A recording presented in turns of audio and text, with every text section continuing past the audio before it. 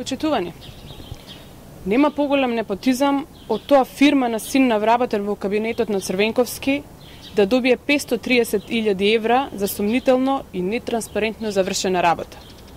И нема поголем непотизам од тоа син на поранешен функционер и пратеник во Собранието на Република Македонија да стане председател на подмладок на политичка партија.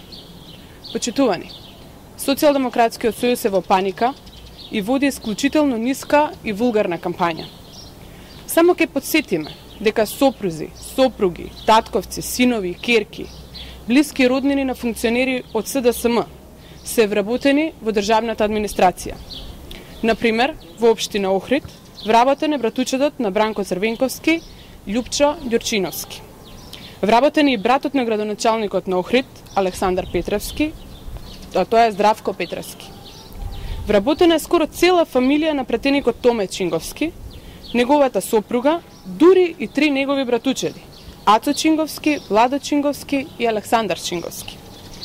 Во општина Куманово е вработен Оливер Спасовски, поранешен пратеник од СДСМ. Вработен е и кумашинот на градоначалникот Зоран Дамјановски, Мартин Костовски. Во општина Карпош е вработен поранешниот министер без ресор од времето на СДСМ Владо Поповски.